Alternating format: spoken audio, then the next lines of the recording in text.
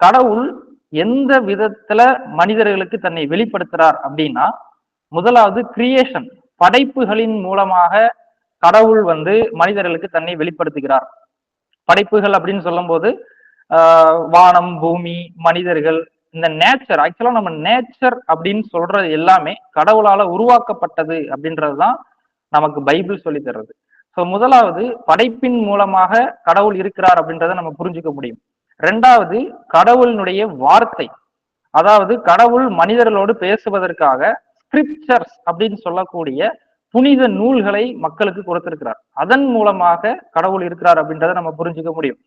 மூணாவது, இயேசு கிறிஸ்து, கடவுளினுடைய சொந்த பிள்ளை, சொந்த குமாரனாகிய இயேசு கிறிஸ்துவின் மூலமாக கடவுள் ஒருத்தர் இருக்கிறார் அப்படின்றதையும் அவருடைய மகத்துவங்களையும் வல்லமைகளையும் நம்ம புரிஞ்சுக்க முடியும்.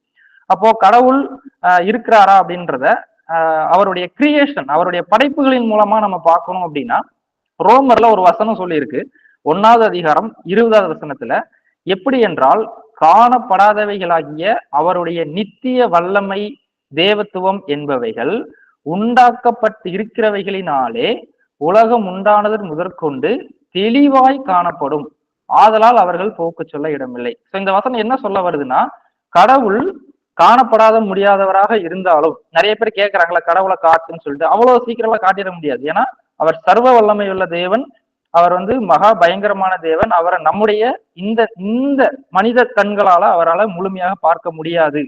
ஆனா எப்படி அவரை புரிந்து கொள்ள முடியும் அப்படின்னா, உண்டாக்கப்பட்டிருக்கிறவைகள், கிரியேஷன், கிரியேச்சர்ஸ், கடவுள் நிறைய படைப்புகளை இந்த உலகத்துல படைச்சு வச்சிருக்கிறாரு, உருவாக்கி இருக்காரு. அதன் மூலமாக நாம் அவரை புரிந்து கொள்ள முடியும் அப்படின்றது இந்த வசனம் தெளிவா நமக்கு சொல்லியிருக்கு. அதே மாதிரி சங்கீதம் 19:1 என்ன சொல்லியிருக்குன்னா, வானங்கள் தேவனுடைய மகிமையை வெளிப்படுத்துகிறது, ஆகாய விரிவு அவருடைய கரங்களின் கிரியை அறிவிக்கிறது அப்படின்னு சொல்லியிருக்கு. சோ இந்த வசனத்திலயும் நம்ம பார்க்கும்போது வானங்கள், இது ப்ளூரல்ல இருக்கிறத நீங்க கவனிச்சு பார்க்கணும். ஹெவன்ஸ் அப்படின்னு சொல்லியிருக்கு.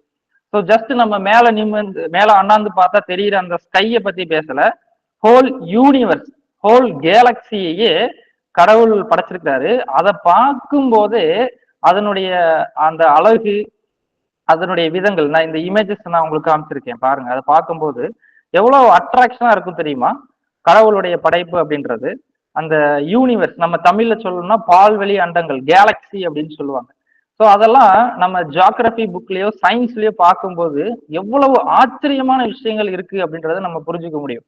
சில நியூஸஸ் எல்லாம் நீங்க பார்க்கும்போது, ஏன்னா இன்னைக்கும் மனிதர்கள் அதை கண்டுபிடிக்க முடியாம இன்னும் ஆராய்ச்சி செஞ்சுட்டே இருக்காங்க, ரிசர்ச் அனுப்புறாங்க. அதாவது அங்க நிறைய ரிசர்ச் பண்றதுக்கான சென்டர்ஸை சேட்டிலைட்டை அனுப்பி அதன் மூலமா அங்க ஸ்பேஸ்ல ஒரு ஸ்டேஷனை உருவாக்கி ஆராய்ச்சி பண்றதுக்கு எவ்வளவோ முயற்சிகள் எடுத்துட்டு இருக்கிறாங்க. சந்திரனுக்கு போகணும், செவ்வாய் கிரகத்துல வாழ முடியுமா, இப்படி பல ஆராய்ச்சிகள் செஞ்சுட்டு இருக்கிறாங்க. பல நிறுவனங்கள், இஸ்ரோ, நாசா, இந்த மாதிரி பல நிறுவனங்கள் இருக்கு. என்ன நான் சொல்ல வரேன் அப்படின்னா, வசனம் தெளிவா சொல்லியிருக்கு. என்ன சொல்லியிருக்குன்னா, வானங்கள் கடவுளுடைய மகிமையை வெளிப்படுத்துகிறது, ஆகாய விரிவு அவருடைய கரங்களின் கிரியை அறிவிக்கிறது. சோ நம்ம இதெல்லாம் பார்க்கும்போது, இந்த யூனிவர்ஸை நம்ம பார்க்கும்போது, இந்த கேலக்சியை நம்ம பார்க்கும்போது, இது சும்மா சாதாரணமா வந்தது கிடையாது. சம்ஒன், யாரோ ஒருத்தர் டிசைன் பண்ணியிருக்கிறார் அழகாக அப்படின்றது நமக்கு தெளிவா தெரியும். ஸோ ஒரு வாட்ச், ஸ்மார்ட் வாட்ச் நான் உங்களுக்கு காண்பிக்கிறேன். இது நீங்க டிஸ்பிளேல பார்த்துட்டு இருப்பீங்க. இந்த வாட்சை நான் பார்க்கிறேன், பார்த்துட்டு இந்த வாட்ச் எப்படி அழகா அதுவா உருவாயிருக்கு பாரு அப்படின்னு சொன்னா என்னை விட முட்டாள் யாருமே கிடையாது. அதே மாதிரி பக்கத்துல ஒரு மதர் போர்டு இருக்கு. ஸோ இந்த நீங்க நிறைய ரிமோட்ல, இந்த டிவி, எலக்ட்ரானிக்ஸ் பொருட்கள்ல நீங்க இதை பார்த்துருப்பீங்க. இந்த பொருட்களை பார்த்த உடனே என்ன அழகா அதுவா உருவாகி அந்த போர்டுல அந்த பார்ட்ஸ் எல்லாம் வந்திருக்கு பாரு அப்படின்னு நான் சொன்னேன்னா எந்த அளவுக்கு அழகா இருக்கும்.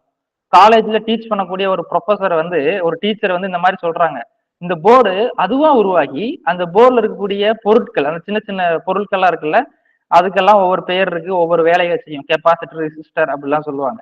அப்போ நான் டீச் பண்றேன். எப்படி டீச் பண்றேன்னா, பாருங்க ரெசிஸ்டர் அதுவா அட்டாச் ஆயிருச்சு, கெப்பாசிட்டர் அதுவா அட்டாச் ஆயிருச்சு அப்படின்னு சொன்னா நான் எந்த அளவுக்கு அறிவீனமானவன் அப்படின்றத நம்ம தெரிஞ்சுக்கணும். அதனாலதான் ஒரு சாதாரண மதர் போர்டை பார்க்கும்போது கூட நான் என்ன புரிஞ்சுக்கிறேன்னா, சம்ஒன், யாரோ ஒரு கிரியேட்டர் இதை உருவாக்கி இருக்கிறார், யாரோ ஒரு டிசைனர் இதை டிசைன் பண்ணி இருக்கிறார் அப்படின்றத நான் புரிஞ்சுக்கிறேன். அதே மாதிரிதான் இந்த முழு உலகத்தையும் நேச்சரை பார்க்கும்போது பல விஷயங்களை நம்ம ரசிக்கிறோம். நேச்சரை வந்து நிறைய பேர் நேச்சர் லவர்ஸா இருப்பாங்க, இயற்கையை ரசிக்கக்கூடியவர்கள். நான் அப்படி பார்க்கும்போது அதை உருவாக்கின ஒருத்தர் இருக்கிறார் அப்படின்றத நான் புரிஞ்சுக்கிறேன். அதைத்தான் பைபிளும் நமக்கு சொல்லியிருக்கு. அப்போ இன்னொரு ரொம்ப முக்கியமான விஷயம் டிஎன்ஏ அப்படின்னு நம்ம சொல்லுவோம். நம்முடைய மனிதனுக்குள்ள அந்த டிஎன்ஏ அப்படின்ற ஒரு விஷயம் இருக்கு. அதன் மூலமாக நிறைய விஷயங்களை ஒரு மனிதனுக்குரிய டீட்டெயில்ஸை வெளியே கொண்டு வர முடியும் அப்படின்னு சொல்லிட்டு மருத்துவ ஆராய்ச்சிகள் நமக்கு சொல்லியிருக்கு. ஸோ அப்படி பார்க்கும்போது இன்னமும் அந்த டிஎன்ஏல ஆராய்ச்சி செய்யப்பட முடியாத நிறைய விஷயங்கள் இருக்கு. நான் இதெல்லாம் பார்க்கும்போது என்ன புரிஞ்சுக்கிறேன், ஒரு பயோடெக் ஸ்டூடெண்டா அல்லது ஒரு ஒரு டாக்டரா இருக்கும்போது நம்ம என்ன புரிஞ்சுக்க முடியும் அப்படின்னா, இவ்வளவு அதிசயமான விஷயங்கள் அதுவாக உருவாக முடியுமா அப்படின்னு நான் பார்க்கும்போது இல்லை. அதை உருவாக்கின ஒருத்தர் இருக்கிறார், அதை டிசைன் பண்ண ஒருத்தர் இருக்கிறார். ஸோ அது யாரு அப்படின்றத குறிச்சுதான் நிறைய பிரச்சனைகள் இன்னைக்கு உலகத்துல இருக்கு. ஸோ இந்த நம்ம 3 விஷயங்கள் நான் சொன்னேன். கடவுள் 3 நிலையில் தன்னை வெளிப்படுத்தி இருக்கிறார். ஒண்ணு படைப்பின் மூலமாக, இரண்டாவது கடவுளுடைய வார்த்தை. நம்ம அதை என்னன்னு சொல்றோம்னா பைபிள் அப்படின்னு சொல்றோம். ஸோ அந்த வேத வார்த்தையின் மூலமாக கடவுள் மனிதனோடு பேசுகிறார், தன்னை வெளிப்படுத்த விரும்புகிறார். அதை குறித்து உங்களுக்கு கேம்ப்ல இன்னும் சொல்லிக் கொடுக்க வாய்ப்பு இருக்கு. 3வது விஷயம் தன்னுடைய குமாரனாகிய இயேசு கிறிஸ்துவின் மூலமாக. ஸோ இந்த நபரை குறித்து தான் நம்ம வந்து பார்க்க போறோம். ரொம்ப முக்கியமா பார்க்கும்போது உலகத்துல பல விதமான கடவுள்கள் இருக்கிறதாக நம்பப்படுது. கிட்டத்தட்ட ஹிந்துயிசத்துல எடுத்துக்கிட்டோம் அப்படின்னா 33 கோடி கடவுள்கள் இருப்பதாக புராணங்கள்ல பார்க்க முடியும். இப்படி ஒரு ஒரு கிராமத்துக்குள்ள போனோம்னா அவங்க வந்து குல தெய்வம் அப்படின்னு சொல்லிட்டு சில தெய்வங்களை வழிபட்டு இருப்பாங்க. இதே மாதிரி பல விதமான மதங்கள் அப்படின்னு சொல்லணும்னா இஸ்லாம் இருக்கு, முஸ்லீம் இருக்கு, அவங்க அல்லாவை வணங்குறாங்க. ஜுடாயிசம் யூத மதம் இருக்கு, அவங்க வந்து நம்முடைய பிதாவாகிய யெகோவா தேவனை வணங்குறாங்க. இந்த மாதிரி ஜோரோஆஸ்ட்ரானிசம், புத்திசம் புத்தரை வணங்கக்கூடியவர்கள், சிக்கிசம் சீக்கிய மக்கள் இருக்கிறாங்க. இப்படி பல விதமான மதங்கள் இந்த உலகத்துல இருக்கு. ஸோ இதன் மத்தியில நாம ஏன் இயேசு கிறிஸ்துவ சொல்றோம், நாம ஏன் இயேசுவை நம்புறோம், நாம ஏன் இயேசுவை பின்பற்ற வேண்டும் அப்படின்றது ரொம்ப முக்கியம். உலகத்திலேயே இயேசு கிறிஸ்துவை மட்டும்தான் அதிகமாக மக்கள் பின்பற்றுகிறார்கள், கடவுளாகவும் அதிகமாக பின்பற்றுகிறார்கள், நல்ல மனிதர் அப்படின்ற முறையிலையும் நிறைய பேர் பின்பற்றுகிறார்கள். அவர் ஒரு தீர்க்கதரிசி, கடவுளால் அனுப்பப்பட்ட தீர்க்கதரிசி அப்படின்ற முறையிலையும் அவரை பின்பற்றுகிறார்கள். எப்படி பார்த்தாலும் யூதர்கள் எடுத்துட்டோம்னா அவர் ஒரு மேசியா வரப்போகிறார் அப்படின்ற ஒரு நம்பிக்கையின் அடிப்படையிலையும் இருக்கிறாங்க. சிலர் வந்து அவரை வந்து ஒரு தீர்க்கதரிசியாக அக்செப்ட் பண்ணியிருக்கிறாங்க. ஸோ இந்த உலகத்திலேயே ஒரே ஒரு நபர் மட்டும்தான் அதிக மக்களால் நம்பப்படுகிறார், கடவுளாக பின்பற்றப்படுகிறார், வழிபடப்படுகிறார். அவர் தான் இயேசு கிறிஸ்து. அப்போ ஏன் இயேசு கிறிஸ்துவை நான் பின்பற்ற வேண்டும், ஏன் இயேசு கிறிஸ்துவை நான் நம்புகிறேன் அப்படின்றத குறித்து அவர்கிட்ட அப்படி என்னங்க ஸ்பெஷல் இருக்கு, அப்படி என்ன அவர்கிட்ட தனித்துவம் இருக்கு, இயேசுன்னு சொல்லிட்டு இருக்கீங்க அப்படின்னு சொல்லலாம். அதை குறித்து சில விஷயங்களை பார்க்கலாம். நீல் ஆம்ஸ்ட்ராங் இவரை குறித்து உங்களுக்கு கண்டிப்பா தெரிஞ்சிருக்கும். அவர் என்ன சொல்றாரு அப்படின்னா, நிலவில் நடந்தது என் வாழ்க்கையை மாற்றவில்லை. இவர் யாருன்னு உங்களுக்கு தெரியும்னு நினைக்கிறேன், கண்டிப்பா தெரிஞ்சிருக்கும். நிலாவில் முதலாக காலை எடுத்து வைத்தவர். நிலவில் நடந்தது என் வாழ்க்கையை மாற்றவில்லை, இயேசுவோடு நடந்தது என் வாழ்வை மாற்றியது அப்படின்னு சொல்றாரு. அப்போ அந்த அளவுக்கு அவர் நிலாவில போய் கால் வச்சது கூட பெருசா சொல்லல, இயேசுவோடு நடந்தது என்னுடைய வாழ்க்கையை மாற்றியதுன்னு சொல்றாரு. அப்படி அவர்கிட்ட என்ன இருக்கு அப்படின்றத குறித்து சில விஷயங்கள் நம்ம பார்க்கலாம். ஸோ முதலாவது நம்ம பார்க்கும்போது ஒரு ஒரு குழந்தை இந்த உலகத்துல பிறக்குது அப்படின்னா பிரெக்னன்ட் ஆன பிறகுதான் அம்மாவுக்கும் அப்பாவுக்கும் ஒரு குழந்தை வந்து வயிற்றுல பிறக்க போகுதுன்றதே அவங்க தெரிஞ்சுக்கிடுவாங்க. அவங்க வந்து பிரெக்னண்டா இருக்கிறாங்க அப்படின்றது தெரிஞ்சுக்கிடுவாங்க. ஸோ அதை தாண்டி அவங்க யாரு, எப்படி இருப்பாங்க, அந்த குழந்தையோட பேர் என்ன, அவங்க எப்படி எல்லாம் வாழ போகுது அப்படின்ற டீட்டெயில் எதுவுமே தெரியாது. ஆனா ஒரு சில நேரங்கள்ல ஏதோ ஜாதகம் இந்த மாதிரி எல்லாம் பார்த்துட்டு வந்துட்டு உனக்கு ஆண் குழந்தை தான் பிறக்கும், உனக்கு இப்படிதான் பிறக்கும் அப்படின்னு கூட சில நேரங்கள்ல சொல்ல வாய்ப்பு இருக்கு. ஆனா உலகத்திலேயே ஒரே ஒருவர் மட்டும்தான் கிட்டத்தட்ட பல முறைகள் கிட்டத்தட்ட 400க்கும் மேல இயேசுன்ற ஒருத்தர் பிறக்க போகிறார் அப்படின்ற தீர்க்க தரிசனத்தை பத்தி சொல்லப்பட்டிருக்கு. அதாவது கிட்டத்தட்ட இயேசு பிறக்கிறதுக்கு முன்னாடியே 5000 வருஷத்துக்கு முன்னாடியே 5000 4000 வருஷம் இடைப்பட்ட காலத்திலேயே இயேசுன்ற ஒருத்தர் கண்டிப்பாக பிறக்க போகிறார் அப்படின்றத ஆதாம் ஏவாள் வாழ்ந்த போது பைபிள்ல ஆதியாகமம் என்ற புஸ்தகத்துல அவரை குறித்து பிதாவாகிய தேவன் சொல்லி இருக்கிறார். இது எந்த இடத்துல சொல்லியிருக்கார் அப்படின்றத நான் உங்களுக்கு முடிச்சுட்டு ஒரு பிடிஎஃப் அனுப்புறேன். அதுல உட்காந்து நீங்க பொறுமையா படிச்சு பார்த்துக்கலாம். அது மட்டும் இல்லாம மோசே வாழ்ந்துட்டு இருந்த போது அவர் வாழ்ந்த காலகட்டம் இயேசு பிறக்கிறதுக்கு 1600 பிறக்கிறதுக்கு முன்னாடி 1600. அவரும் என்னை போன்ற ஒரு தீர்க்கதரிசி, அதாவது மோசேயை போன்ற ஒரு தீர்க்கதரிசி வருவார் அப்படின்றத கடவுள் வெளிப்படுத்தி இருந்தார். அது இயேசு கிறிஸ்துவ தான் குறிக்குது அப்படின்னு பைபிள் தெளிவா சொல்லியிருக்கு. அதுக்கு அடுத்ததா தாவீது ராஜா வாழ்ந்த போதும் அவர் வாழ்ந்த காலகட்டம் இயேசுவுக்கு முன்னாடி 1010. அவர் வாழ்ந்த காலகட்டத்திலையும் இயேசுன்ற ஒருத்தர் இந்த உலகத்துல வரப்போகிறார், அவர் எப்படிப்பட்டவர் அப்படின்றத தன்னுடைய சங்கீத பாடல்களின் மூலமாக ஆண்டவர் அவருக்கு வெளிப்படுத்தி இருந்தார். அதே மாதிரி ஏசாயா அப்படின்ற தீர்க்க தரிசன புஸ்தகம் நமக்கு தெரியும். அவருக்கு கிமு 800ல இயேசு பிறக்கிறதுக்கு 800 வருஷத்திலேயே இயேசுன்ற ஒருத்தர் பிறப்பார், அடிக்கப்படுவார் அப்படின்றதெல்லாம், எந்த இடத்துல இருந்து வருவார் அப்படின்றதெல்லாம் துல்லியமாக தீர்க்க தரிசனமாக சொல்லப்பட்டிருக்கு, முன்னறிவிப்பு சொல்லப்பட்டிருக்கு. அதே மாதிரி மல்கியா அப்படின்ற தீர்க்க தரிசன புஸ்தகத்துல சொல்லப்பட்டிருக்கு. இப்படி கிட்டத்தட்ட பைபிள்ல நீங்க வாசிக்கும் போது இயேசு அப்படின்ற ஒருத்தர் பிறப்பார், இப்படியெல்லாம் இருப்பார், இதெல்லாம் செய்வார் அப்படின்னு சொல்லிட்டு 400க்கும் மேற்பட்ட தீர்க்க தரிசனங்கள் அவரை குறித்து இருக்கு. இப்படி இருக்குன்னு சொல்லிட்டு நமக்கு ஆய்வாளர்கள் சொல்லியிருக்கிறாங்க. அப்போ இந்த உலகத்திலேயே இந்த இயேசுன்ற ஒருத்தருக்கு மட்டும்தான் இத்தனை தீர்க்க தரிசனங்கள் ஒருத்தர் பிறக்க போறார் அப்படின்ட்டு பல 1000 வருடங்களுக்கு முன்னாடியே சொல்லப்பட்டிருக்கு. இந்த உலகத்துல வேற எந்த கடவுள் அப்படின்னு சொல்லக்கூடியவங்க யாருக்குமே கிடையாது, எந்த மனிதர்களுக்குமே கிடையாது. அப்போ ஏன் இயேசுவை பற்றி மட்டும் இவ்வளவு முன்னறிவிப்புகள் தேவை அப்படின்றத நம்ம பார்க்கணும். ஓகே, இது முதல் விஷயம். இரண்டாவது விஷயம் என்ன அப்படின்னா, கடவுள் இயேசு கிறிஸ்துவாக இந்த உலகத்துல மனிதனாக பிறக்கிறார். அப்படி பிறக்கும்போது அவர் சூஸ் பண்ற வழி என்ன அப்படின்னு சொன்னா, மனிதனாக பிறப்பது. கடவுள் ஏன் மனுஷனா பிறக்கணும் அப்படின்ற ஒரு கேள்வி இருக்கு. நமக்கு ஒரு பிரச்சனைகள் இருக்கு அப்படின்னு சொன்னா, நம்ம ஒரு ப்ராப்ளத்தை போய் ஒரு காக்கா கிட்டயோ நாய்கிட்டயோ குருவி கிட்டயோ நம்ம போய் பிரச்சனைகளை சொல்றது கிடையாது. யாருக்கிட்ட சொல்றோம் அப்படின்னா மனிதர்கள்கிட்ட தான் சொல்றோம். நம்ம ஃப்ரெண்ட்ஸ் கிட்டயோ அப்பா அம்மா கிட்டயோ மென்டார்ஸ் கிட்டயோ சொல்றோம். ஏன் அப்படின்னா மனிதர்களுடைய பிரச்சனைகளை புரிந்து கொள்ளக்கூடிய ஒருத்தர் யாருன்னா மனிதர்.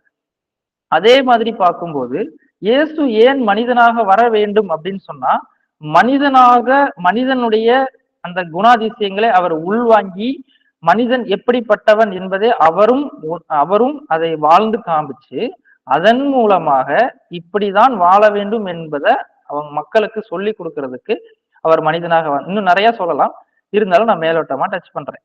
அப்போ முதல்ல அவர் சூஸ் பண்ணும்போது இந்த உலகத்துல ஒரு காமனா ஒரு குழந்தை பிறக்கணும் அப்படின்னா அப்பாவின் அம்மாவின் அல்லது ஒரு ஆண் ஒரு பெண்ணுடைய உதவி இல்லாமல் பிறக்கிறதுக்கு சாத்தியம் கிடையாது. நிறைய டெக்னாலஜிக்கல் இருக்கு, ஆனா அதையும் தாண்டி ஒரு ஆணினுடைய அணு இல்லாமல் அது சாத்தியம் இல்லை அப்படின்றதுதான் ஒரு சயின்டிபிக்கல். அதே மாதிரி இந்த விஷயத்தை பொறுத்த வரைக்கும் இயேசு அவர் பிறக்கும் போது ஒரு ஆணினுடைய உதவி இல்லாமல், யோசேப்பினுடைய உதவி இல்லாமலேயே பரிசுத்த ஆவியானவருடைய உதவியால அவருடைய வல்லமையால கர்ப்பம் தரிக்கப்பட்டு பிறக்கிறார். ஏன் அப்படின்னா அவர் ஒரு கடவுள் அப்படின்றதை உணர்த்தவும் இது ரொம்ப முக்கியம். ஏன்னா அவர் ஒரு சாதாரண மனிதனாக பிறக்கிறாருன்றது உண்மைதான், ஆனா அவர் எங்கிருந்து வர்றாரு அப்படின்னா பரலோகத்தின் தேவன், பரலோகத்துல இருந்து மனிதர்களை சந்திக்க வர்றதுனால அவர் மனிதனுடைய உருவத்தை எடுக்கிறாரு. ஆனா அவர் மனிதனுடைய எல்லா குவாலிட்டிஸையும் உள்வாங்கி இருந்தாலும் சாதாரண மனிதர்கள் பிறக்கிறது மாதிரி அவர் பிறக்கல, அவர் அற்புத விதமாக பிறக்கிறார். அதுதான் ரொம்ப முக்கியம். ஓகே, சோ இது ரெண்டாவது தனித்துவம். இயேசு கிறிஸ்து ஆணின் உதவி இல்லாமல் பிறக்கிறார் அப்படின்றது ரெண்டாவது தனித்துவம். அப்போ அவர்கிட்ட சம்திங் ஏதோ ஒரு டிஃபரன்ஸ் இருக்கு.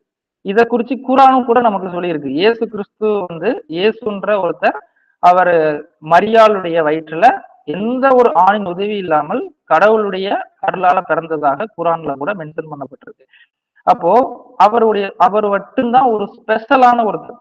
ஏன் அவர் வந்து அப்படி பிறக்கணும் அப்படின்றது நம்ம யோசிச்சு பார்க்கணும். அதுக்கு அடுத்ததா அவதாரம் அப்படின்னு சொல்லிட்டு சொல்லுவாங்க. இன்கார்னேஷன் அப்படின்னு சொல்லுவாங்க. இப்போ பிற மதங்கள்ல நம்ம பார்க்கும்போது கடவுள் வந்து எப்பெல்லாம் அதர்மம் நடக்குதோ, எப்பெல்லாம் கெட்ட விஷயங்கள் நடக்குதோ, அப்பெல்லாம் கடவுள் அவதாரம் எடுத்து வந்து அதை சரி செய்வார், அதர்மத்தை ஒழித்து தர்மத்தை நிலைநாட்டுவார் அப்படின்னு சொல்லிட்டு சில விஷயங்கள் சொல்லப்பட்டிருக்கு. இப்போ இந்த இயேசு கிறிஸ்து அப்படின்றவர் எப்பெல்லாம் அதர்மம் நடக்குதோ அப்பப்பெல்லாம் பிறக்கிறவர் கிடையாது. அப்போ ஒரு நாளைக்கு எத்தனையோ அதர்மங்கள் நடக்குது, எத்தனையோ தவறுகள் நடக்குது, கெட்ட விஷயங்கள் நடக்குது. அப்போ ஒவ்வொரு தடவையும் பிறந்துட்டே இருக்க முடியாது. ஆனா பைபிள்ல இயேசுவை பத்தி சொல்லும் போது என்ன சொல்லியிருக்கு அப்படின்னா, எபிரேயர்ல கிறிஸ்துவும் பலரின் பாவங்களை போக்கும் பொருட்டு ஒரே முறை தம்மை தாமே பலியாக கொடுத்தார். சோ இயேசு கிறிஸ்து கிட்ட என்ன சிறப்பு இருக்கு அப்படின்னு சொன்னா, அவர் ஒரே ஒரு தரம் இந்த உலகத்துக்கு அவதாரம் எடுத்து வந்ததின் மூலமாக மாபெரும் விடுதலையை மனிதன் பெறுகிறான். அந்த விடுதலையின் மூலமாக அவன் நிலை வாழ்வு, அதாவது கடவுளோட என்றென்றைக்கும் வாழக்கூடிய ஒரு வாழ்க்கைய அடைகிறான். பாவ வாழ்க்கையிலிருந்து விடுதலை அடைகிறான். சோ இதுக்கு கடவுள் ஒவ்வொரு டைமையும் அவதாரம் எடுத்துட்டு வரல, ஒரே ஒரு தடவை வந்தா மனு உலகிற்காக தன்னை பலியாக இந்த உலகத்துல கொடுத்தார் அப்படின்றது நம்ம பார்க்க முடியும். சோ நம்முடைய கடவுள் எப்படிப்பட்டவர் அப்படின்னா, ஹோலி காட், பரிசுத்தமுள்ள கடவுள் அப்படின்னு சொல்லிட்டு பைபிள் அழகா சொல்லியிருக்கு. சோ இது ரொம்ப முக்கியமான ஒரு விஷயம். ஏன் அப்படின்னா திருக்குறளா இருக்கட்டும், பகவத்கீதையா இருக்கட்டும், குரானா இருக்கட்டும், இப்படி பல மதங்கள் உள்ள புஸ்தகங்களா இருக்கட்டும், என்ன சொல்லுதுன்னா மனிதர்கள் இப்படி வாழணும், இப்படி இருக்கணும், இப்படி இருந்தா நீ கடவுளை அடைய முடியும், இப்படி எல்லாம் வந்து பல வழிகள் சொல்லுது. ஆனா நான் எப்படி பரிசுத்தம் ஆகிறது அப்படின்றத குறிச்சு மட்டும் இல்லாம யார் என்னை பரிசுத்தமாக்க முடியும் அப்படின்றத குறிச்சு நமக்கு பைபிள் தான் கற்றுத்தருது.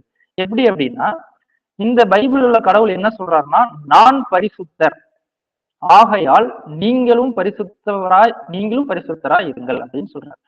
சோ நாம வணங்கக்கூடிய கடவுள் உலகத்திலேயே 100% அல்லது 200% கூட சொல்லலாம், அந்த அளவுக்கு தூய்மையான பரிசுத்தமான, எந்த குற்றமும் சாட்ட முடியாத அளவுக்கு மிக தூய்மையான கடவுள். அப்போ அவருடைய படைப்பும் எப்படிதான் இருக்கும் அப்படின்னா தூய்மையாகத்தான் இருக்கும். ஆனா தூய்மையாக இருந்த அந்த படைப்பு அதாவது நம்மதான் சொல்றேன், மனிதர்கள் என்ன ஆயிட்டோம் அப்படின்னா, பாவம் செஞ்சதன் விளைவாக மாசு அல்லது பாவம் நம்மை சூழ்ந்து கொண்டதுனால நம்ம அந்த பரிசுத்தம் அப்படின்ற தன்மையை இழந்து விட்டோம். அப்போ பிரச்சனையான நமக்கு, பாவத்துல விழுந்து போன நமக்கு எந்திரிச்சு வர தெரியல, என்ன செய்யணும்ன்றது புரியல, எப்படி அதுல இருந்து விடுதலையாகணும்னு தெரியல. அப்போ இந்த பைபிள்ல கடவுள் என்ன சொல்றாரு தெரியுமா, நான் பரிசுத்தர் அப்படின்னு சொல்றதோட நிப்பாட்டல, நீங்களும் பரிசுத்தமா இருங்க அப்படின்னு சொல்றதோட நிப்பாட்டல. மூணாவது ஒரு விஷயம் சொல்றாரு, நானே உங்களை பரிசுத்தமாக்குகிற கர்த்தர். சோ இந்த ஒரு வார்த்தையை எந்த கடவுளாலையும் சொல்ல முடியாது உலகத்துல, பைபிள் உள்ள கடவுள் மட்டும்தான் சொல்றார், நானும் பரிசுத்தர், நீங்க பரிசுத்தமா இருங்க, ஆனா உன்னை பரிசுத்தமாக்கக்கூடிய கடவுள் நானே அப்படின்னு அழகாக சொல்றார். சோ நான் வந்து பரிசுத்தம் உள்ள கடவுள், நான் தான் உனக்கு சொல்யூஷனை தர முடியும் அப்படின்றத சொல்றார். எப்படி சொல்யூஷனை தந்தார் அதுதான் ரொம்ப முக்கியம். சோ அவர் தான், வேற ஒண்ணும் இல்ல, அதுதான் இயேசு கிறிஸ்துவை தன்னுடைய சொந்த மகனை இந்த உலகத்துக்கு அனுப்பி, மனிதனாகவே அனுப்பி நம்மளுடைய பாடுகளையும் நம்முடைய பாவங்களையும் அவர் சிலுவையின் அந்த பாடுகளின் மூலமாக சுமந்து கொண்டு நமக்கு விடுதலையை கொடுத்தார். சோ மார்க் நமக்கு சொல்லியிருக்கு, நோயுற்றவர்களுக்கு அல்ல, நோய் அற்றவர்களுக்கு அல்ல, நோயுற்றவருக்கே மருத்துவர் தேவை. அதாவது பிணியாளிகளுக்கு மருத்துவன் வேண்டியதே இல்லாமல் சுகம் உள்ளவர்களுக்கு மருத்துவர் தேவை இல்லை அப்படின்ற அந்த வசனம். சோ எதுக்குன்னா, இந்த உலகத்துல அவதாரங்கள் எடுத்து வந்ததன் நோக்கம் என்னன்னா கெட்டவர்களை அழிக்க. இன்னைக்கு நம்ம நிறைய பண்டிகைகள் கொண்டாடுறோம், தீபாவளின்னு கொண்டாடுறோம், அப்புறம் வந்து பல பண்டிகைகள் இருக்கு. அதையெல்லாம் என்ன காரணம்னு கேட்டா, அந்த ராட்சசனை அழித்ததுனால நாங்கள் கொண்டாடுகிறோம் அப்படின்னு சொல்லுவாங்க. ஆனா இயேசு கிறிஸ்து இந்த உலகத்துல அவதாரம் எடுத்து வந்தது கெட்டவங்களை அழிக்கிறதற்காக கிடையாது, தவறு செய்தவர்களை திருத்துவதற்காக, அரக்கனை கொள்வதற்காக அல்ல, அரக்க குணத்தோடு வாழ்கிற மனிதனை மனித தன்மையோடு மாற்றுவதற்காக இயேசு கிறிஸ்து வந்தார். அப்போ அந்த 1 தீமோத்தேயு 1:15 அழகா சொல்லியிருக்கு, பாவிகளை மீட்க கிறிஸ்து இயேசு உலகத்தில் வந்தார். நல்லவங்களுக்காக இயேசு கிறிஸ்து வரலை, கெட்டவனுக்காகவே. ஏன்னா காலேஜ்ல படிக்கும்போது ஒரு பையன் வந்து என்னோட ஃப்ரெண்டு வந்து பயங்கரமா சிகரெட் குடிப்பான், கொஞ்சம் ட்ரிங்க்ஸும் அடிப்பான், போதை பழக்கத்துக்கு அடிமையா இருப்பான். அவனை வந்து ஒரு கேம்புக்கு கூட்டிட்டு போனேன். அதுக்கு பிறகு அவனும் பிரேயர் செல்லுக்கு வர ஆரம்பிச்சான். வந்துட்டு எங்களுக்கு முன்னாடி அவன் வந்துட்டு பயங்கரமா வந்து பைபிளா எடுத்துட்டு வந்துருவான். கொஞ்ச நாளா வரல. அப்புறம் நான் போய் ஏன்னு கேட்கும்போது அவன் சொன்னான், இல்ல நான் மறுபடியும் சிகரெட் குடிச்சிட்டேன், அதனாலதான் வர முடியல, நான் சரியாயிட்டு வர்றேன் அப்படின்னு சொன்னான். நான் சொன்னேன், நீ சரி ஆகவும் முடியாது, நீ சரியானதுக்கு பிறகு வரவும் முடியாது அப்படின்னு நான் சொன்னேன். அதாவது உன்னால உன்னை சரியாக்கி கொள்ள முடியாது, நீ வந்தாதான் சரியே ஆக முடியும் அப்படின்றத நான் சொன்னேன். சோ இயேசு கிறிஸ்து இந்த மாதிரி கெட்டது செய்யறவர்களுக்காக வந்தார் அப்படின்றதுதான் அந்த வசனம் சொல்லியிருக்கு. அப்போ என்னை நான் சரி செய்து கொண்டு கடவுளிடத்தில் வர தேவையில்லை, இயேசுவின் இடத்தில் வந்தால்தான் அவர் தான் சரி செய்யவே முடியும். அதுதான் பைபிள் சொல்லுகிற சத்தியம். அதனால நாம ஏதாவது தவறுகள் செய்யறோம், பாவம் செய்யறோம், யாருக்கும் தெரியாம சில விஷயங்களை ரகசியமாக செய்யறோம் அப்படின்னா, நாம சில நேரங்களில் பயந்துட்டு பிரேயர் செல்லுக்கு போக மாட்டோம், பிரேயர் பண்ண மாட்டோம், பைபிள் படிக்க மாட்டோம், கேம்புக்கு போக மாட்டோம். காரணம் வந்து நான் தப்பு செஞ்சுட்டேன், எனக்கு ஒரு மாதிரியா இருக்கு, ஒரு கில்ட்டி ஃபீல் இருக்குன்னு சொல்லிட்டு. ஆனா இயேசு என்ன சொல்றாருன்னா, நீ இருக்கிற வண்ணமாகவே வா, நீ எப்படி இருக்கியோ அப்படியே வா, நானே உன்னை பரிசுத்தமாக்குகிற கர்த்தர். அதனால இயேசு கிறிஸ்துவனுடைய தனித்துவம் என்னன்னா, அவர் நல்லவங்களுக்காக வரவில்லை, கெட்டவங்களுக்காக வந்தார். இந்த மாதிரியான அவதாரம் உலகத்தில் நாம் பார்க்க முடியாது. ஓகே, அது மட்டும் இல்லாம எதிரியை கொல்றதுக்கு அல்ல, அவனுக்கு வாழ்க்கையை கொடுக்கறதுக்காக வந்தார். சோ இயேசு கிறிஸ்து தன்னுடைய வாழ்க்கையை நமக்கு கொடுத்து நமக்கு வாழ்வை கொடுக்கறதுக்காக அவருடைய வாழ்வையை இழந்து வாழ்க்கையை அல்லது உயிரை இழந்து நமக்கு வாழ்க்கையை கொடுத்தார். சோ இந்த மாதிரியான ஒரு தனித்துவம் உள்ள கடவுள் நம்ம பார்க்க முடியாது. சோ ஒரு திருக்குறள் சொல்லியிருக்கு, அன்பிலார் எல்லாம் தமக்குரியர், அன்புடையார் என்பும் உரியர் பிறர்க்கு. இந்த திருக்குறளுடைய அர்த்தம் என்ன அப்படின்னா, அன்பு உள்ளவங்க, உண்மையாகவே அன்பு இருக்கக்கூடியவங்க தனக்கு இருக்கிற எல்லாத்தையும் மற்றவங்களுக்கு அப்படியே கொடுத்துருவாங்க. சில நேரங்கள்ல உயிரையே கூட கொடுத்துருவாங்க. இந்த திருக்குறளுக்கு பொருத்தமான ஒரு நபர் அப்படின்னா இயேசுவை மட்டும்தான் என்னால சொல்ல முடியுது. ஏன்னா அவர் மட்டும்தான் தன்னுடைய எல்லாவற்றையும் கடைசி சொட்டு ரத்தத்தையும் சிந்தி என்னுடைய வாழ்க்கையை, நான் நம்முடைய வாழ்க்கைன்னு சொல்ல போறதில்ல, என்னுடைய வாழ்க்கையை அல்லது உன்னுடைய வாழ்க்கையை பாவத்திலிருந்து மீட்டெடுத்து இழந்து போன தூய்மையை பரிசுத்தத்தை உனக்கு கொடுப்பதற்காக தன்னுடைய வாழ்க்கையே கொடுத்த கடவுள், தன்னுடைய உயிரையே கொடுத்த கடவுள். சோ இந்த மாதிரியான கடவுள் இந்த உலகத்தில் உங்களால் தேடி பார்த்தாலும் கண்டுபிடிக்க முடியாது. அடுத்ததா வாழ்க்கையில் தனித்துவம். சோ இன்னைக்கு ஒரு சாமியார் அல்லது தீர்க்கதரிசிகள், வேற என்ன சொல்லலாம், நபிமார்கள், புனிதர்கள், இப்படி வந்து நிறைய பேர் சொல்லுவாங்க. ஸோ நம்ம அவங்களெல்லாம் வாசித்து பார்க்கும்போது அவங்களுடைய வாழ்க்கையில பரிசுத்தம் தூய்மை இருந்துச்சா அப்படின்னு சொல்லி பார்க்கும்போது அவங்களுடைய புராணங்களே, அந்த கடவுள்களை குறித்ததான புராணங்களே அவர்களை பற்றி நிறைய விஷயங்கள் மனிதர்கள் மாதிரி செயல்பட்டதே சொல்லியிருக்கு. ஸோ நம்ம யோசித்து பார்ப்போம், ஒரு கடவுள் அப்படின்னு சொன்னா அவர் என்ன மாதிரி நிலையில இருக்கணும், அவர் எப்படிப்பட்டவரை நம்ம கடவுள்னு சொல்லுவோம். ஒரு வாழ்க்கையில வாழ்ந்து காமிச்சரவா இருக்கணும், நமக்கு முன்மாதிரியா இருக்கணும், அவங்களதான் நம்ம கடவுள்னு சொல்ல முடியும். அது சரியான வழியை காட்டக்கூடியவர். ஆனா வந்த கடவுள், அவதாரம் எடுத்து வந்த கடவுள் தன்னுடைய இஷ்டப்படி வாழ்ந்து சந்தோஷத்தை, இந்த உலக மனிதன் மாதிரி சந்தோஷத்தை எல்லாத்தையும் திருமண வாழ்க்கையில அனுபவிச்சுட்டு இஷ்டப்படி வாழ்ந்துட்டு பேசிட்டு இருந்தா அவங்கள நம்ம கடவுள்னு சொல்ல மாட்டோம். ஆனா இன்னைக்கு யோசித்து பார்க்கலாம், இன்னைக்கு உலகத்துல யாரெல்லாம் கடவுள், தெய்வம், குல தெய்வம் அப்படின்னு சொல்றாங்களோ அவங்களுடைய வாழ்க்கை எப்படி இருந்திருக்கு? அவங்க நமக்கு உண்மையாவே முன்மாதிரி தானா? அவர்களை நான் முன்மாதிரியாக எடுத்துக்கொண்டால் என் வாழ்க்கையில் நான் பரிசுத்தமாக தூய்மையாக வாழ முடியுமா அப்படின்றத யோசிச்சு பார்த்தோம்னா ரொம்ப கம்மி. ரொம்ப கஷ்டம். ஆனா இயேசு சும்மா வார்த்தையில நீ இப்படி இரு, அப்படி இரு அப்படின்னு சொல்லிட்டு போகல. அவர் வாழ்க்கையில் வாழ்ந்து காட்டிய மாபெரும் தெய்வம். அதனாலதான் இயேசுவை உலகத்தில் அதிகமாக பின்பற்றுகிறார்கள். உலகத்தில் அதிகமாக அவரை கடவுளாக நம்புகிறார்கள், நல்ல மனிதராகவும் நம்புகிறார்கள். ஏன்னா இயேசுவை குற்றம் சாட்டக்கூடிய அளவுக்கு அவரிடத்துல ஒண்ணுமே பார்க்கவே முடியாது. அவரை இன்னும் நம்ம சொல்லணும்னா பைபிள்ல அவரை குறிச்சு ஒரு வசனம் இருக்கு, ஆபகூக்ல, தீமையை பார்க்க கூடாத சுத்த கண்ணன். தீமை அப்படின்னாலே அவருக்கு என்னன்னே தெரியாதுன்ற அளவுக்கு, தெரியாதுன்னா தெரியாதுன்னு கிடையாது, அந்த விஷயத்துக்குள்ள இன்வால்வ் ஆகாத ஒரு கடவுள், அந்த அளவுக்கு தூய்மையான கடவுள். ஸோ ரொம்ப முக்கியமா நிறைய பேர் கேட்பாங்க, ஏப்பா இயேசு கடவுள் தானே, அவரையே சிலுவையில அவரால் காப்பாத்திக்க முடியல, நீ அவரை நம்பிட்டு இருக்க அப்படின்னு சொல்லுவாங்க. ஆனா இங்க வாலண்டரி சப்மிஷன் அப்படின்னு சொல்லுவாங்க. அப்படின்னா என்னன்னா, விருப்பப்பட்டு தன்னுடைய வாழ்க்கையை கொடுப்பது. இயேசு கிறிஸ்து ஏதோ சும்மா அவருக்கு சக்தி இல்லாம சிலுவையில இருந்து தப்பிக்க முடியாம அவர் ஒன்னும் சாகல. ஏன்னா அந்த மாதிரி கேள்வி கேட்கறவர்களை பார்த்து எனக்கு சிரிப்பு தான் வரும். ஏன்னா அவங்க சரியா பைபிளை படிக்கல. பைபிள்ல இயேசு கிறிஸ்து ஏன் தன்னுடைய உயிரை வாலண்டரி சப்மிஷனாக கொடுத்தார் அப்படின்னா, என்னுடைய வாழ்க்கையை அவர் மாற்றுவதற்காக, என்னுடைய வாழ்க்கையை தூய்மையாக மாற்றுவதற்காக. அப்போ இதை நம்ம புரிஞ்சுக்கிறதுக்கு, சிலுவை தண்டனை இயேசுவுக்கு யார் கொடுத்ததுன்னா பிலாத்து மூலமாக அது நிறைவேற்றப்படுது. அவர் ஒரு வார்த்தை அழகா சொல்றாரு லூக்கால, நான் ஒரு குற்றத்தையும் காணவில்லை, இயேசு கிட்ட ஒரு குற்றத்தையும் நான் பார்க்கலைங்க அப்படின்னு சொல்றாரு. அது மட்டும் இல்லாம பிலாத்துனுடைய ஒய்ஃப், மனைவியும் சொல்லியிருப்பாங்க, இந்த மனுஷன் நீங்க ஒண்ணும் செய்யாதீங்க அப்படின்னு சொல்லிட்டு. அது மட்டும் இல்லாம ஏரோது ராஜா கிட்டையும் இயேசுவை கூப்பிட்டுட்டு போயிருப்பாங்க. அவரும் என்ன சொல்றாரு அப்படின்னா, மரணத்துக்கு ஏதுவான மரண தண்டனை கொடுக்குற அளவுக்கு இவர்கிட்ட ஒண்ணுமே இல்லையப்பா அப்படின்னு சொல்றாரு.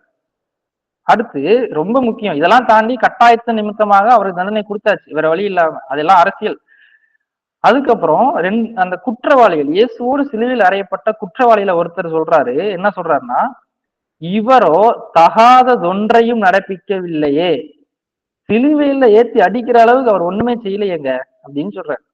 சோ யோசித்து பாருங்க, இன்னும் பல ஆதாரங்கள் இருக்கு இயேசு பாவம் செய்யவில்லை அப்படின்னு சொல்றதுக்கு. சோ இந்த நாம நம்பக்கூடிய இந்த இயேசு அப்படின்றவர் ஒரு சாதாரணமானவர் கிடையாது, மிக தூய்மையானவர், வாழ்க்கையில் வாழ்ந்து காட்டியவர். அதனாலே நாம் அவரை நம்புகிறோம், அதனாலே நாம் இயேசுவை பின்பற்றுகிறோம், அதனால தான் உங்களையும் பின்பற்ற சொல்லுகிறோம். சோ அவருடைய மீட்டெடுப்பதில், ரெஸ்கியூ பண்றதுல, உங்களை விடுவிக்கிறதுல தனித்துவம் அப்படின்னு பார்த்தா, எல்லா விதமான அடிமைத்தனம். சிலர் சொல்லுவாங்க, ஞானம் வேணும்னா ஒரு கடவுள்கிட்ட போகணும், அதுக்கப்புறம் படிப்பு வேணும், அதான் படிப்பு வேணும்னா ஒரு கடவுள், செல்வம் வேணும்னா இன்னொரு கடவுள், இந்த மாதிரி நிறைய விஷயங்களை வச்சிருப்பாங்க. ஒவ்வொரு விஷயத்துக்கும் ஒவ்வொரு கடவுள். இயேசு கிறிஸ்து கிட்ட போனா எல்லாமே கிடைக்கும். ஆனா அவர் அதுக்காக வரல, உங்களுக்கு காசு கொடுக்கறதுக்கும் நமக்கு அவர் கேட்கறதெல்லாம் செய்யறதுக்கான கடவுளாக மட்டும் அவர் கிடையாது. நம்மளுடைய கெட்ட குணங்கள், நம்ம நிறைய நேரங்கள்ல சில விஷயங்கள்ல அடிமைத்தனமா வாழ்றோம். மேபி இப்போ அதிகமா social media addiction, mobile addiction, தவறான விஷயங்கள் இருக்கு. இந்த அடிமைத்தனத்துல இருந்து முழுமையாக நம்மளை வெளியே கொண்டு வரக்கூடிய சக்தியுடைய கடவுள், வல்லமையுள்ள கடவுள். ஸோ இந்த லிஸ்ட் இருக்கு. இந்த மாதிரி சில நேரங்களில் டிப்ரெஷன், குடும்ப பிரச்சனைகள், தாழ்வு மனப்பான்மை, நான் பேசுறது எல்லாமே ஒரு மனிதனின் மனதில் ஏற்படக்கூடிய ஒரு பிரச்சனை, உள்ளான மனிதனுக்குள்ள ஏற்படக்கூடிய பிரச்சனை, வெளிப்பட்ட தேவைகளுக்காக அல்ல. சில நேரங்கள்ல நாம் சோர்ந்து போய், நான்லாம் எதுக்கு வாழ்றேன், நான் வாழ்றதுல பிரயோஜனமே கிடையாது, நான் செத்துடலாம் அப்படின்ற சில சூழ்நிலைகள்லாம் வரும்.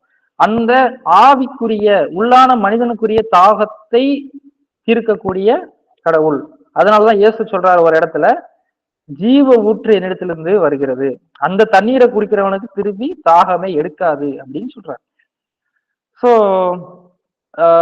இன்னும் சொல்லணும் அப்படின்னா அவரை பத்தி, அணுகுமுறையில் எப்படின்னா, சில ஒரு விஷயம் நமக்கு தெரியும், இந்த நியூஸ் எல்லாம் நம்ம பாக்குறோம், இந்த கோயில்ல அவங்கள விட மாட்டாங்க, தீண்டாமை விஷயம், இந்த குறிப்பிட்ட மக்களை அவங்களுக்கு முடிவெட்ட மாட்டாங்க, அந்த குறிப்பிட்ட மாணவனை உள்ள விட மாட்டாங்க, இன்னமும் நடந்துட்டு தான் இருக்கு, நம்ம படிச்சுட்டு தான் இருக்கோம் நியூஸ்ல. இந்த வர்ணா சிஸ்டம், இதெல்லாம் நமக்கு வந்து தெரியும். இதெல்லாம் எங்க இருந்து உருவாச்சு அப்படின்றது குறித்து நான் இதுல பேசணும்னு நான் விரும்பல. ஆனா நமக்கு நீங்க தேடி பார்த்தீங்கன்னா உங்களுக்கு தெரியும். எதனால இந்த வர்ணா சிஸ்டம் அல்லது ஜாதிய அடுக்குமுறை அல்லது அடக்குமுறை இது உருவாச்சு அப்படின்றத நம்ம வந்து வரலாறுல படிச்சு பார்த்தீங்கன்னா தெரியும். ஸோ இந்த மாதிரி பல கடவுள்கள் இருக்கிறதாக சொன்னாலும் தொழிலின் அடிப்படையிலேயோ அல்லது பிறப்பின் அடிப்படையிலேயோ தாழ்த்தக்கூடிய சிலரும் உண்டு. ஆனால் இயேசு கிறிஸ்து என்ன சொல்றாரு அப்படின்னா கலாத்தியர்ல அவர் எப்படிப்பட்டவர் அப்படின்னா நீங்க இந்த மக்கள் அந்த மக்கள் அப்படின்ற வேற்றுமை பார்க்காத ஒரு கடவுள், நீ எந்த குடும்பத்திலிருந்து பிறந்த அப்படின்ற வேற்றுமை பார்க்காத கடவுள். சோ எல்லாரையும் ஒரே மாதிரியாக ஒற்றுமையாக சமமாக நடத்தக்கூடிய கடவுள். சோ அதனால நாம இயேசுவை நம்புகிறோம். சோ அவருடைய போதனை எந்த அளவுக்கு தனித்துவம் வாய்ந்தது அப்படின்னா நிறைய நேரங்கள்ல நம்ம பொதுவாகவே எல்லாருமே சொல்லுவாங்க அன்பு செலுத்து அன்பு செலுத்து மற்றவங்களை நீ நேசி அப்படின்னு எல்லா மதங்கள்லயுமே பொதுவா சொல்றாங்க. சோ அதுல ஒன்றும் பெரிய விஷயம் கிடையாது. ஆனா இயேசு என்ன சொல்றாரு அப்படின்னா இதுதான் நமக்கு ரொம்ப முக்கியம். உங்கள் பகைவரிடமும் அன்பு கூறுங்கள், உங்களை துன்புறுத்துவோருக்காக இறைவனிடம் வேண்டுங்கள். சோ அன்பு செலுத்துங்கள் அப்படின்னு யாரு வேணாலும் சொல்லலாம். உன் பகைவர்கிட்ட அன்பு செலுத்துன்னு யாரும் சொல்ல முடியாது. அதுதான் இயேசு சொல்றாரு. அதனாலதான் இயேசு கிறிஸ்து வந்து இந்த லவ் சிம்பிள சில நேரங்கள்ல இயேசு கிறிஸ்து வெளிப்படுத்துவாங்க. ஏன் அப்படின்னா அவர் பக்கத்துல இருக்கிறவனையும் உன் ஃப்ரெண்டையும் நேசி, உன் வீட்டுல இருக்கிற சொந்தக்காரங்களை நேசி, உனக்கு தெரிஞ்சவனை நேசி அப்படின்னு சொல்லல, பிலீவர்ஸ நேசின்னு சொல்லல, பகைவரை நேசின்னு சொன்னார், துன்புறுத்தவருக்காக பிரேயர் பண்ணுன்னு சொன்னார். எந்த கடவுள், நான் உங்ககிட்ட சேலஞ்சா வைக்கிறேன், எந்த கடவுள் இந்த உலகத்துல துன்பப்படுத்துவர்களுக்காக இறைவனிடம் வேண்டுங்கள் ஜெபம் பண்ணுங்கள் சொன்ன கடவுள் யாராவது காட்ட முடியுமா? ஆனால் இயேசு கிறிஸ்து அதை சொன்னாருன்னா எந்த அளவுக்கு அவர் பரிசுத்தமான கடவுள், எந்த அளவுக்கு மனிதனை நேசிக்கக்கூடிய கடவுள். அவர் கடவுள் அப்படின்றத தாண்டி தனிப்பட்ட மனிதனுக்கு தந்தையாக இருக்கிறார். நம்ம இயேசு கிறிஸ்துவை ஏற்றுக்கொள்ளும் போது கடவுளின் பிள்ளையாக நம்ம மாறுறோம்.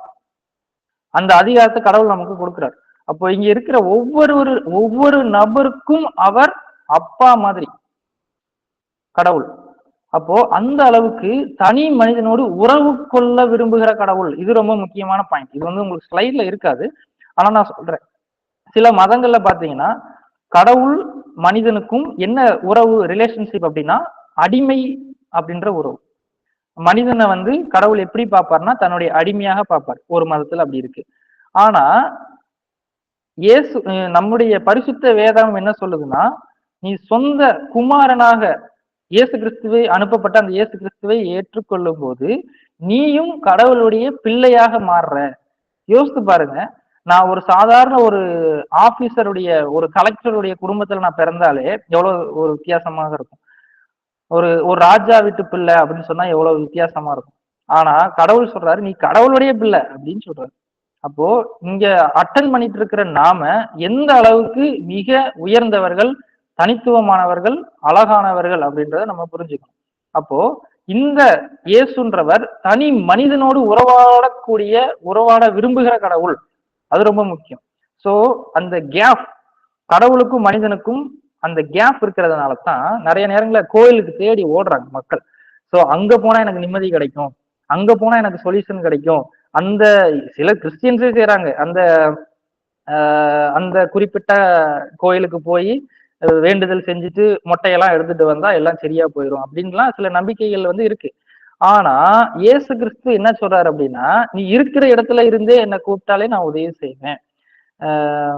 அந்த அளவுக்கு நெருக்கமுள்ள கடவுள் அப்படின்றத நான் சொல்ல வரேன். மிக மிக மிக மிக நெருக்கமுள்ள கடவுள், என்னோட பேச விரும்புகிற கடவுள், என்னோட இருக்க விரும்புகிற கடவுள் அப்படின்றது ரொம்ப முக்கியம்.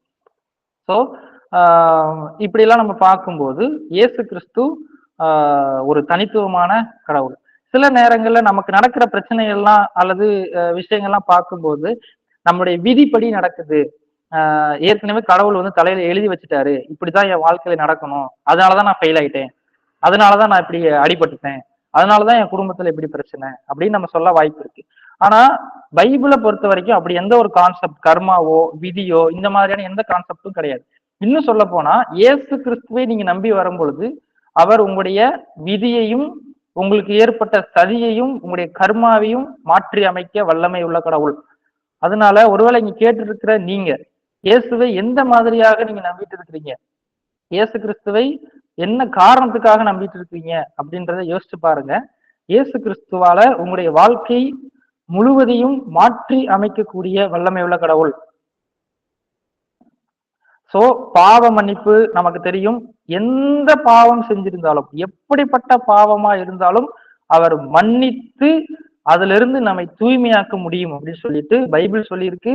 பலருடைய வாழ்க்கையில அதை நடத்தி காமிச்சிருக்கிறார். என்னுடைய வாழ்க்கையிலையும் அவர் நடத்தி காமிச்சிருக்கிறார். பலவிதமான பாவ சூழ்நிலைகள்ல இருந்து ஆண்டவர் விடுதலை கொடுத்திருக்கிறார், தூய்மையாக மாற்றிக்கொண்டே இருக்கிறார்.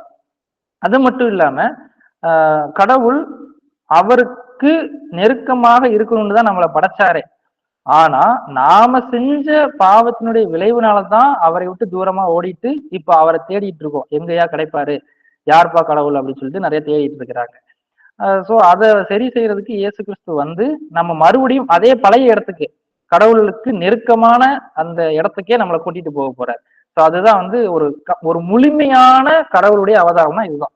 ஸோ வந்துட்டு தன்னுடைய வேலையை முடிச்சுட்டு அப்படியே செத்து போற கடவுள் கிடையாது.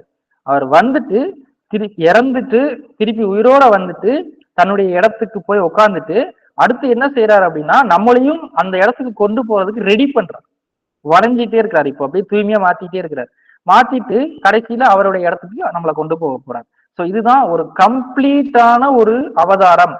அது இயேசு கிறிஸ்துவுக்கு மட்டும்தான் பொருந்தும். ஸோ அந்த அளவுக்கு நம்மளை நேசிச்சதுனால இயேசு கிறிஸ்து இந்த உலகத்துல அவர் வந்து இதெல்லாம் செஞ்சிருக்கிறாரு.